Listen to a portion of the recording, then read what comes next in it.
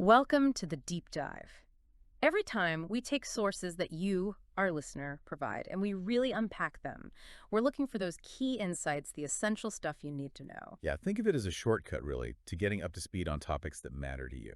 And today we're diving into a really fascinating conversation you shared. It was with a psychologist all about, well, lying. And it goes way beyond just, little white lies. Right. This material digs into all sorts of things, different types of lies, the psychology behind them, their impact, socially, personally, And politically, too. big time. Plus, how technology is changing things now. Exactly. So our mission here is to guide you through all this, pull out the main takeaways, maybe some surprising angles on something we all deal with, honestly, every day. Okay, let's get into it. So, the psychologist you talked to started with the basics, the definition. Psychologically speaking, Yeah. what is a lie? And it's pretty clear, right? Yeah, it boils down to this. Intentionally giving information you know is false. Mm. And the key part is the goal. You're trying to deceive someone else. That intent, that's the core. Yeah. It's deliberate. Absolutely crucial. It's Okay. not just making a mistake. Got it. And your sources didn't just stop there. They broke down this idea of deception into different types, suggesting it's not all the same. Not at all. They started with what they called self-serving lies. Pretty straightforward, really. Meaning, Lies you tell for your own benefit, maybe to avoid getting punished. Like a kid saying, I didn't break it, when they did, because they're scared. or to get ahead somehow. Exactly. Gaining an advantage unfairly. It's all about protecting yourself or getting something you want through deception. Okay, so fear, greed, that kind of motivation. But then there's the flip side they mention, altruistic lies. That sounds different. It is quite different. The intention there is supposedly good. You're lying to protect someone else from feeling bad or getting hurt. Ah, the classic white lie. Pretty much. Like telling a friend their terrible haircut looks great just to spare their feelings. The motive isn't selfish gain. It's seen as, well, kindness, even if it's dishonest. Okay, one protects the self, the other protects others, supposedly. But then it gets darker. They talked about harmful or malicious lies. Yeah, and this is where it gets nasty. These are lies told specifically to deceive or to control someone or even just to hurt them. Deception as a weapon, basically. And sometimes it's not just a one-off thing, is it? The sources mentioned habitual or compulsive lying. What's that about? This is where lying becomes almost like a reflex. It's a default response, often without a really clear reason or goal for each specific lie. So less calculated. Yeah, less about a specific strategy each time, and more like an ingrained, unhealthy pattern of behavior. Just happen. Okay, that makes sense. Now, this is where the conversation you had really seemed to widen the lens, moving from personal stuff to, like, the bigger picture. They brought up systemic or institutional lies. This is a really critical point. These are lies that come from power structures, political systems, big organizations, ideologies. Like in dictatorships. Definitely characteristic of dictatorships, yeah. Mm-hmm. Twisting reality to stay in power. But your source was clear. It's not only them. No. It can show up as, say, exaggeration or misrepresentation in other systems, too. Politicians may be puffing up their achievements or people putting false stuff on resumes to fit into a corporate structure. The lie serves the system or the person trying to gain power within that system. Which sounds a bit related to another type they mentioned, pathological lying. Is that different from just habitual? Often, yes. Pathological lying tends to be repeated, often unnecessary, yet frequently habitual, too. But it's usually linked more deeply, often connected to underlying personality disorders. Like what? Things like narcissistic personality disorder or antisocial personality disorder. Hmm. While habitual lying might be, say, a bad habit learned over time, pathological lying can be really woven into someone's core psychological makeup. Wow, okay, so individual reasons, habits, system pressures, and personality stuff. But then the psychologists in your source made a really interesting leap, didn't they? Arguing that lying isn't just about spoken untruths. They brought in plagiarism and stealing ideas. Yes, and this loops right back to that core definition. Intentional deception to mislead. If you take someone else's work, their writing, their art, their research, whatever, and you pass it off as your own, Without giving credit. right, you are intentionally presenting false information about where that work came from. And you're doing it to deceive people, to get credit or status you didn't earn. And the source material you shared had some pretty striking examples of this. It really did. In music, like using a well-known song, brandism was mentioned without any attribution. In academics, well, that's classic plagiarism. But they focused a lot on the political side, A too. significant focus, yeah. Citing examples like the Iranian regime claiming credit for, say, scientific or military advancements, nuclear tech, missiles that were actually developed elsewhere or just assembled. Or even taking opponents' political plans. Exactly, taking rivals' platforms and presenting them as their own original thinking. It's strategic, It's not just borrowing, it's deliberately faking authorship. precisely. And the source labels this kind of political or artistic theft as strategic lying. Hmm. And they point out a major consequence. When this stuff comes out, it just shreds public trust. And if it keeps happening. If it becomes a pattern for a system or the people in it, it could start looking like some of those other categories we talked about, maybe even bordering on pathological in that context. Okay, let's pause here and make a really important distinction the source emphasized. The difference between lying on purpose and things like hallucinations or delusions. Yes, this is crucial for clarity. Hallucinations, that's when you perceive something that isn't actually there. Seeing things, hearing things. Yet you believe it's real. Exactly, it's involuntary. And the person experiencing it genuinely thinks it's happening. Delusions are different. They're fixed, false beliefs. Really strong beliefs that you hold on to, even when all the evidence contradicts them. So, if someone's hallucinating or truly delusional, they aren't lying when they talk about it because they actually believe it. Correct.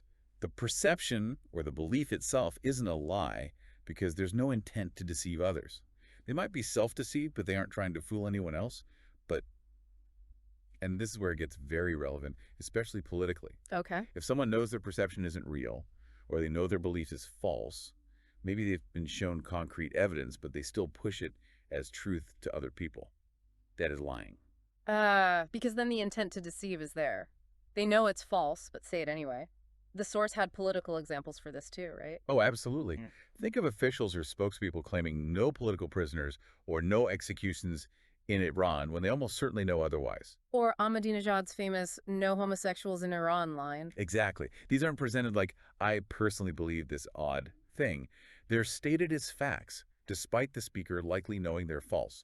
That's intentional deception. And the source seemed to suggest that constant propaganda can create something like a mass delusion. Yes, they use terms like whim. It's not quite the clinical definition, but if you relentlessly repeat certain narratives like, all our problems are caused by foreign enemies, that false way of seeing things can get so ingrained in society. That it functions like a delusion. Pretty much. Yeah. It becomes incredibly hard to challenge it with facts because the whole framework is distorted. And this ties straight into the media's role in all this. Your source seemed quite direct about that. Yes, they pointed out how deliberate deception gets spread through media outlets, including even some foreign-based Persian media, often driven by political motives. And the effect. It's corrosive. Yeah. It directly damages social trust when you don't know who or what to believe. It can lead to that state they called learned helplessness. A really critical point in the source material. If you're just bombarded constantly with conflicting information, false stories, propaganda, you can start to feel like finding the truth is impossible. So you just give up. Yeah, it breeds indifference. Why bother trying to figure things out? Or why bother acting on anything if you feel like you can't trust any information anyway? It creates this real sense of apathy, like your effort doesn't matter against the flood of lies. Let's switch gears slightly. What about cultural norms around lying? White lies, politeness. Right, the source touched on that. Expedient lies, or white lies, that exist in many cultures. Things like insincere compliments, just to be polite. Tarof in Iranian culture was mentioned. Exactly. That kind of ritual politeness that can involve a degree of, insincerity or maybe exaggeration. These can become habitual, just part of how people interact smoothly, often meant to keep social harmony. But that's fundamentally different from the big strategic lies. Completely different motivation, different impact. Cultural white lies might smooth social interactions, but strategic lies are about power, control, serious gain, often causing real harm. The source mentioned taqiyya, for instance, but specifically when it's twisted from protecting belief under threat into a justification for political deception to gain power. Or the example of regime supporters overseas. Yes, people abroad repeating the official false narratives, maybe not because they truly believe them, but for personal gain or to toe the party line. That's strategic deception, serving a specific agenda, not just cultural politeness. Okay, let's go back to the individual. Why do people start lying in the first place? What are the deeper roots the psychologist talked about? Several key drivers came up. Fear is a big one, especially for kids trying to avoid punishment. The example of the parent telling the kid to lie on the phone. Yeah, that classic tell them I'm not home. The kid learns dishonesty works to avoid trouble from someone in charge. Other roots include needing approval, wanting to avoid shame or guilt, trying to control things or people. Past trauma. Past trauma can definitely play a role. And critically, the environment. If you grow up or live in a place where telling the truth gets you punished, but lying gets you rewarded or keeps you safe, well, you learn to lie. So it's not just innate, it's learned, reinforced. Very much so. And the source mentioned a really concerning side effect of lying a lot. Which is? It can actually erode your empathy. Constantly creating false realities, deceiving people, it can make it harder to genuinely connect with or understand how others feel. You sort of distance yourself. Okay, now the big challenge. How do you spot a lie? Your source was pretty clear there's no foolproof method. Definitely no magic trick. The psychologist stressed you have to look at a combination of things, and even then, you can be wrong. They talked about nonverbal cues. Body language stuff. Yeah, things like unusual eye contact, maybe avoiding it, maybe staring too hard, fidgeting, touching the face, restless feet, general tension, defensive posture like crossed arms. But, and this is a huge but, They aren't definitive. not at all. Someone could be doing all those things just because they're nervous or anxious for totally different reasons. Being questioned makes people uncomfortable. So you need more than that. Right. You look at verbal cues, too. Yeah. Are there contradictions in their story? Are they vague, evasive? Do they give way too much detail about irrelevant things? Or the opposite, maybe they overemphasize their honesty.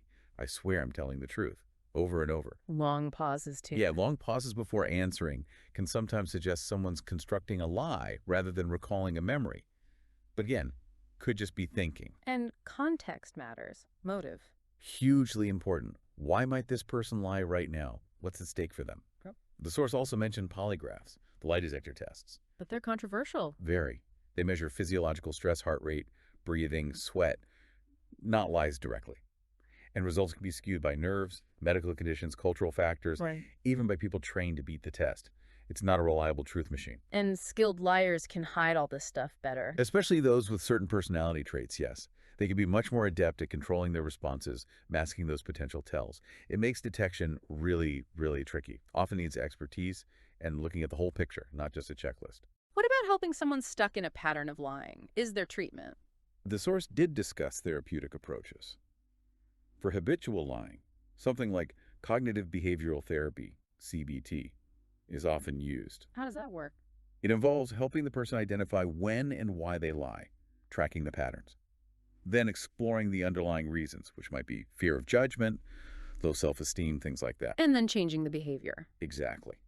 Using techniques like Socratic questioning to challenge their thinking, teaching them new, honest ways to communicate, maybe practicing in role-play scenarios.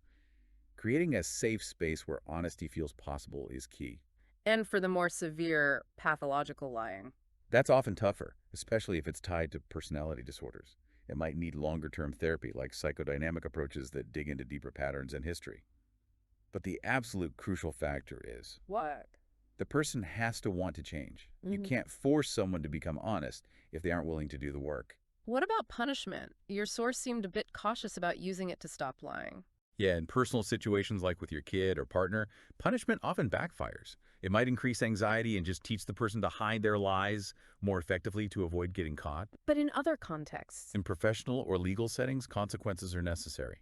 Getting fired for fraud, facing legal penalties for perjury, those aren't really about punishing the lie morally, but about addressing the damage caused by the lie and preventing future harm. It's corrective and preventative, not revenge. okay, zooming back out, technology.ai deepfakes. How does that change the lying game? Technology is a massive amplifier. Like any powerful tool, it can be misused. The source specifically mentioned AI creating incredibly realistic fake videos, audio, text. Deepfakes. Exactly. Things like those fake ads using a real person's voice and face without permission, that was an example given. It makes it so much harder to tell what's real. Creates believable untruths on a huge scale. Precisely. A whole new level of challenge for verifying information for trust. The source noted people are talking about regulations, but the technology itself presents the potential for sophisticated deception. The conversation then took a really somber turn, focusing on a specific, difficult situation, lying just to survive in dictatorships. Yeah, this is a truly tragic aspect. In places with severe oppression, people might feel they have to lie constantly about their beliefs, who they talk to, what they do, just to stay safe, avoid arrest, maybe even get basic food or services. That must have a terrible long-term effect on society. Devastating. It eats away at trust on the most fundamental level. It makes genuine connection dangerous. It shapes generations who learn that hiding truth is necessary for survival. The damage is profound and lasting. And your source suggests this kind of environment leads to the most severe outcomes: moral numbness and epistemic break. These sound serious. They were presented as deep societal illnesses, consequences of being steeped in systemic lies, violence, and oppression for a long time. Moral numbness is basically society losing its gut reaction to bad things. Like becoming desensitized. Exactly. Through constant exposure to injustice, cruelty, lies, people stop feeling the initial shock, the guilt, the shame, the urge to do something. So you see awful things happening like executions and feel nothing. Or indifference, yeah. Or you hear about torture and the perpetrators say, just following orders, and it's accepted. Or corruption gets exposed and people just shrug, or worse, justify it. The source mentioned a journalist promoting harmful stuff as an example. Yes, interpreting that as a sign of this numbness, promoting something damaging without apparent ethical concern. It comes from normalization, from distancing yourself psychologically, from denial, from being locked in ideologies that excuse anything. It can even get to a point where people lie without shame, maybe even feel clever about it. Wow, and paired with that was epistemic break. What's that? That's when the very foundation of truth collapses. Trust is so utterly destroyed that people literally don't know what's real anymore. It becomes incredibly hard to establish facts. How does that happen? Relentless propaganda, systematic smearing and demonization of opponents, the source mentioned, campaigns against the Iranian resistance specifically, can create a reality bubble. People inside it start accepting false stories, even when evidence points the other way. Like the false story about the hospital attack in Kermanshah? That was one example given, yes, where a manufactured narrative takes hold despite the facts. And that anecdote about the Canadian editor refusing to cover a story and just repeating false claims about the Mujahideen, that shows that this isn't just inside the oppressive system. Right. The expert in your source saw that as a failure of basic journalistic duty, the duty to seek truth. It suggests this epistemic break, this difficulty engaging critically with information that challenges a preferred narrative, can infect thinking even outside the immediate zone of attrition. So the stakes of truth in societies like this are just immense. Unbelievably high. When you have widespread moral numbness and this breakdown of knowing what's true, then truth itself becomes meaningless. Ethics become pointless jokes. Conscience gets ridiculed.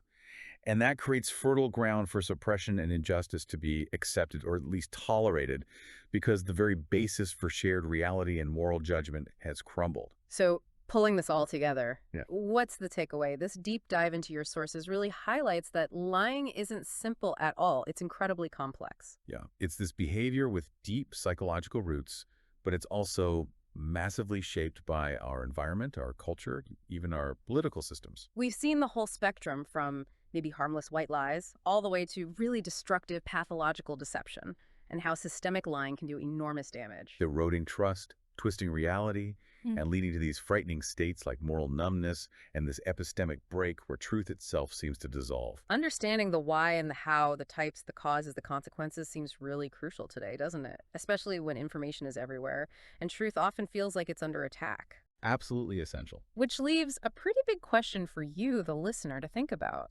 In a world where it feels like reality can be easily distorted and where it's easy to just become indifferent, how do you personally work to find and hold on to truth in your own life and maybe in your community too? A lot to think about there. It has been a deep dive into the psychology and politics of lies, all based on the sources you shared with us.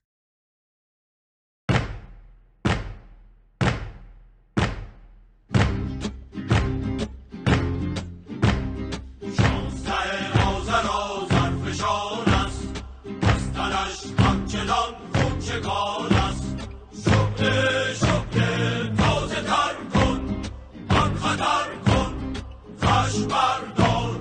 وقت رست آمد و راز خواهی جان ستان است